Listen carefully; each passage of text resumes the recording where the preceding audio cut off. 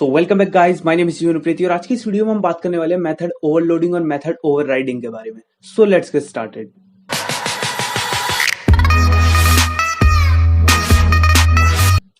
So guys, यहाँ पे हमने बात की थी पॉलीमॉर्फिज्म के बारे में और हमने देखी थी ऑपरेटर ओवरलोडिंग, और आज की इस वीडियो में हम देख रहे हैं मेथड ओवरलोडिंग और मेथड ओवरराइडिंग, यानी कि फंक्शन ओवरलोडिंग और फंक्शन ओवरराइडिंग भी जिसे कहते हैं।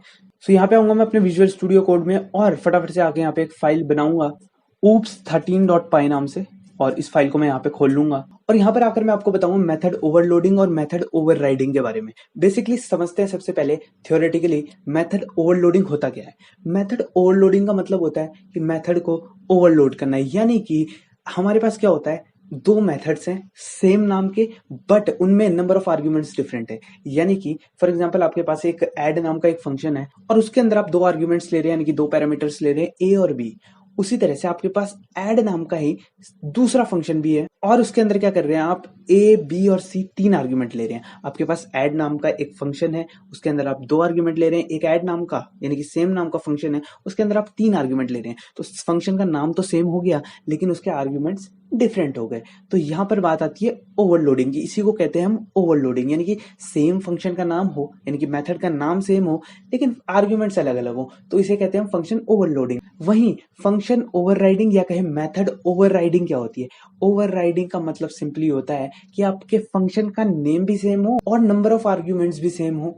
तो आई होप आपको डिफरेंस क्लियर होगा, यानी कि ओवरलोडिंग में होता है फंक्शन का नेम तो सेम होगा लेकिन नंबर ऑफ आर्ग्यूमेंट्स डिफरेंट होंगे। लेकिन ओवरराइडिंग का मतलब क्या होता है, नेम भी सेम होगा, नंबर ऑफ आर्ग्यूमेंट्स भी सेम होंगे। अब यहाँ पे मैं आपको बता दूं, Python by default function overloading को यानी कि मेथड ओवरलोडिंग को सपोर्ट नहीं करता है। जैसे कि सी प्लस प्लस और जावा के अंदर यही काम आप करेंगे तो वो मेथड ओवरलोडिंग को सपोर्ट करते हैं, पर पाइथन मेथड ओवरलोडिंग को बाय डिफॉल्ट सपोर्ट नहीं करता।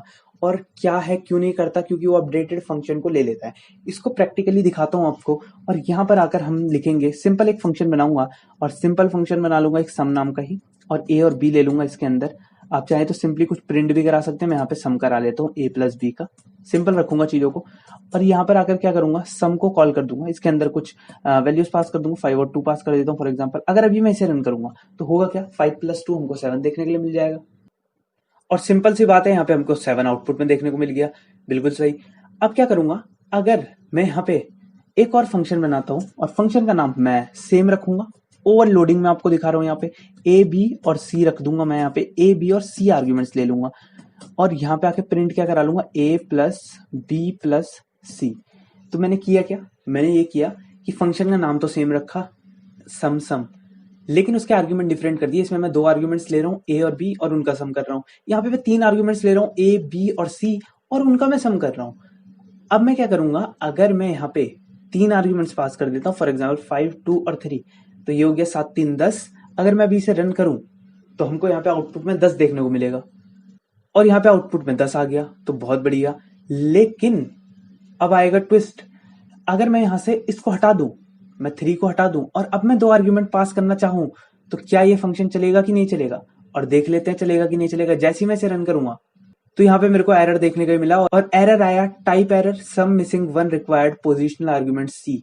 ये कह रहा है सम जो है एक रिक्वायर्ड पोजिशनल आर्ग्यूमेंट है उसमें वो मिसिंग है, तो ये चाहता है कि हम इसे तीन आर्ग्यूमेंट यहाँ पे पास करें, तो ये इस फंक्शन को नहीं चला रहा। तो जो भी अपडेटेड फंक्शन होता है इसने इसी को अपडेट कर दिया है यहाँ पे, और जो भी लेटेस्ट फंक्शन होगा यानी कि सम नाम का जो भी लेटेस्ट फंक्शन होगा, लेटेस्ट फंक्शन यही है क्योंकि ये है, इसके बाद हमने ये लिखा हुआ है, तो इस लेटेस्ट फंक्शन को चला देता है और पुराने वाले को भूल गया है कि यहाँ पे सम नाम का कोई फंक्शन भी है। इसी काम को अगर हम सी प्लस प्लस या जावा के अंदर कर रहे होते, यानी कि ओवरलोडिंग कर रहे होते वहां पे मेथड की, तो अगर हम दो वैल्यूज देते, दो आर्ग्यूमेंट देते, तो वो इस मेथड को चलाता, और अगर हम जैसे ही तीन दे देते तो ये ऑटोमेटिकली उसको छोड़ के इसको चलाने लग जाता। तो पाइथन में बाय डिफॉल्ट मेथड ओवरलोडिंग का सपोर्ट नहीं होता।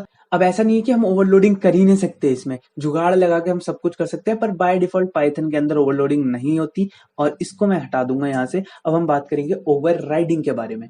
ओवरराइडिंग में मैंने आपको बताया मेथड का नाम भी सेम रहेगा और क्या है, आर्ग्यूमेंट्स भी सेम रहेंगे।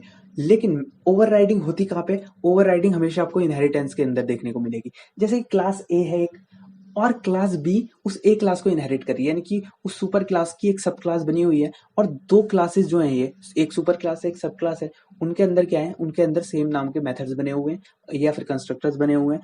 तो इस टाइप से यहाँ पे ओवरराइडिंग देखने को मिलती है। अब उसे कैसे करेंगे, उसे करके देखते हैं। और यहाँ पे आके मैं क्या करूंगा, एक क्लास बनाऊंगा सिंपली ए नाम से, और क्या करूंगा, यहाँ पर आकर एक इनिट मेथड बना लूंगा। सबसे पहले डेफ इनिट बना लेता हूँ और यहाँ पे ले लूंगा सेल्फ, और इसके अंदर आके सिंपली क्या करूंगा, प्रिंट करा लूंगा एक स्टेटमेंट, और प्रिंट करा लेता हूं मैं इनसाइड, या लिख लेता हूं मैं कंस्ट्रक्टर इनसाइड ए। ठीक है, तो ए के अंदर हूं मैं। तो अब क्या है, यहाँ पे आके एक और मेथड भी बना लेता हूं मैं, काम करता हूँ डेफ और फंक नाम से एक फंक्शन बना लेता हूँ, और यहाँ पे लिख देता हूँ सेल्फ, और इधर आके क्या करूंगा, इसके अंदर लिख दूंगा प्रिंट, यहाँ पे लिख दूंगा मैं इनसाइड ए। ठीक है, कुछ इस तरह से क्या करूंगा, क्लास बी बनाऊंगा, एक क्लास बी, और ये बी क्लास क्या करती है, ए को इनहेरिट करती है। तो बी, ए इसकी पेरेंट क्लास है और बी जो है वो चाइल्ड क्लास है।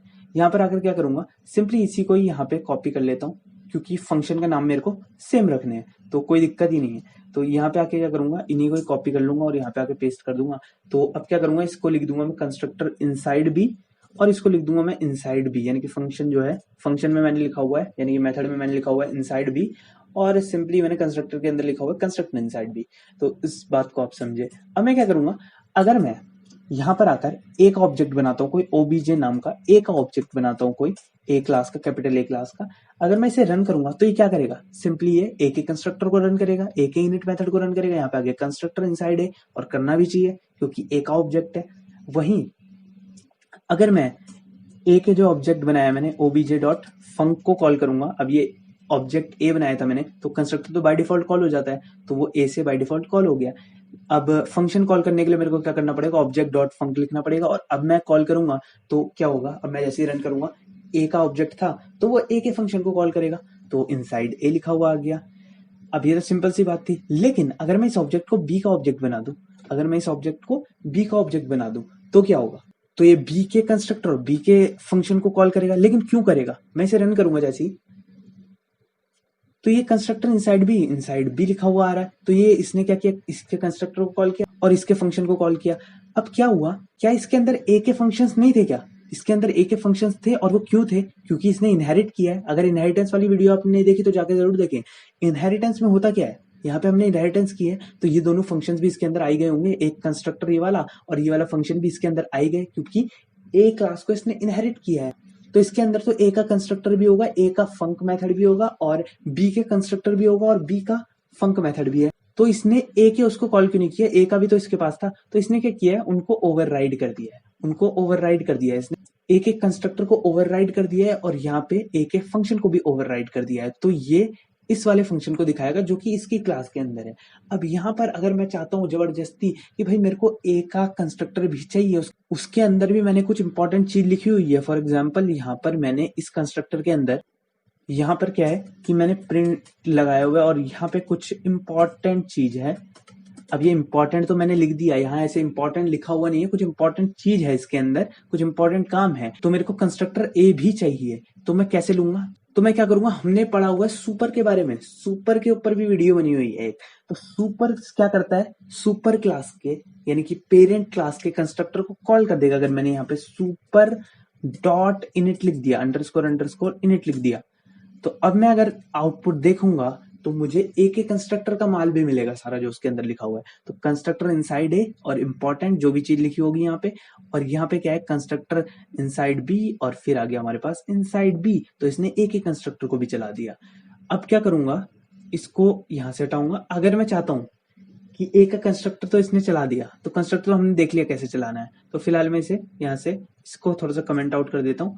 अब मैं क्या करूंगा, मेरे को चाहिए कि मैं ए के फंक्शन को चला पाऊं। फॉर एग्जांपल इस कंस्ट्रक्टर के अंदर तो लिखी हुई थी कुछ इंपॉर्टेंट लाइन, इस फंक्शन के अंदर भी कुछ इंपॉर्टेंट फंक्शनैलिटी थी जो कि हमारे बहुत काम की फंक्शनैलिटी थी। तो यहाँ पर कुछ भी इंपॉर्टेंट चीज हो सकती है, ठीक है, तो यहाँ पे लिख देता हूँ मैं इंपॉर्टेंट फंक्शनैलिटी। तो यहाँ पे कुछ इंपॉर्टेंट फंक्शनैलिटी थी, ये फंक्शन कुछ परफॉर्म कर रहा था। अब फंक्शन का नाम सेम है और आर्ग्यूमेंट सेम है, फंक्शन का नाम भी फंक है और आर्ग्यूमेंट सिर्फ ये सेल्फ ले रहा है, तो इसका मतलब ये थोड़ा ना है कि इनके अंदर का कंटेंट भी सेम होगा। कंटेंट तो अलग हो ही सकता है ना, जैसे यहाँ पे हमने इनसाइड ए लिखा हुआ है, वैसे यहाँ पे इनसाइड भी लिखा हुआ है, तो इसके अंदर कुछ फंक्शनैलिटी हो सकती है जो कि ये परफॉर्म नहीं कर रहा, लेकिन मुझे क्लास ए के अंदर के फंक्शन की फंक्शनैलिटी की जरूरत पड़ गई और मुझे क्या चाहिए कि मैं इसके ऑब्जेक्ट से इसे कॉल कर पाऊं। तो मैं कैसे करूंगा, मैं इसको भी इसी तरह से कर सकता हूं। यहाँ पे सुपर अगर मैं लिख दूं और डॉट लगा दूं, जरूरी नहीं है कि मैं इनिट को ही कॉल कर सकता हूँ, सुपर से मैं फंक को भी कॉल कर सकता हूँ। तो क्या होगा, मेरे पास क्लास ए के फंक्शन की भी फंक्शनैलिटीज आ जाएंगी सारी और क्लास बी की तो यहाँ पे आ ही जाएंगी, क्योंकि उसी को मैं कॉल कर रहा हूँ यहाँ पे। तो अब की बार मैं इसे अगर रन करूंगा तो क्या होगा, यहाँ पे पहले तो इसने दिखाया कंस्ट्रक्टर इनसाइड बी, क्योंकि बी का कंस्ट्रक्टर चला, फिर इसने दिखाया इनसाइड ए फंक चला उसका, जो कि हमने सुपर से चलाया, क्लास ए का फंक चला, उसके अंदर लिखा हुआ था इनसाइड ए और इंपॉर्टेंट फंक्शनैलिटी, ये उसका कंटेंट है। और सिंपली जो हमारा फंक था क्लास बी का, उसके अंदर क्या लिखा हुआ था इनसाइड बी, तो इसने ये सारा काम हमको करके दे दिया। आई होप आपको ये समझ आया होगा। अगर समझ नहीं आया तो वीडियो को पीछे करके एक बार फिर से देख सकते हैं आप, और आपको एकदम क्लियर अंडरस्टैंडिंग मिल जाएगी। हमने सिर्फ कुछ नहीं किया है, यहाँ पर इस क्लास को इसके अंदर इनहेरिट किया और मेथड का नाम भी सेम था फंक फंक, और कंस्ट्रक्टर का नाम भी सेम था। तो क्या किया इसने, इसे ओवरराइड कर दिया। लेकिन अगर हम ऑब्जेक्ट बनाते हैं सिर्फ बी का, तो वो बी के ही इनिट को कॉल करता है और बी के ही मेथड को, यानी कि बी का जो फंक मेथड है उसको कॉल करता है। लेकिन हमको चाहिए कि हमने कुछ इंपॉर्टेंट फंक्शनैलिटी लिखी हुई है अगर क्लास ए के फंक में, हम उसको भी कॉल कर पाए, तो हम डायरेक्टली सुपर लगा देंगे और सुपर डॉट उस क्लास के फंक्शन का नाम लिख देंगे जो भी हमें चाहिए, तो वो उसका कंटेंट भी हमें लाकर दे देगा। और सुपर के बारे में अगर आपको समझ नहीं आया तो सुपर के ऊपर एक अलग से वीडियो है, उसमें मैंने सुपर के बारे में बात किया हुआ है, जहां पे हमने इनहेरिटेंस के अंदर मल्टीपल इनहेरिटेंस में कंस्ट्रक्टर को यूज करके देखा था, तो वहां पर हमने बात की थी सुपर की। सो आई होप आपको ये चीजें समझ आई होगी। सो अगर ये वीडियो पसंद आया तो इसे लाइक जरूर करें, और अगली वीडियो में हम बात करेंगे एब्स्ट्रैक्शन के बारे में, एब्स्ट्रैक्ट क्लासेस वगैरह बना के देखेंगे। सो फिलहाल के लिए इस वीडियो में इतना ही रहेगा और मैं मिलूंगा आपसे नेक्स्ट वीडियो में। So thanks a lot for watching guys, okay bye.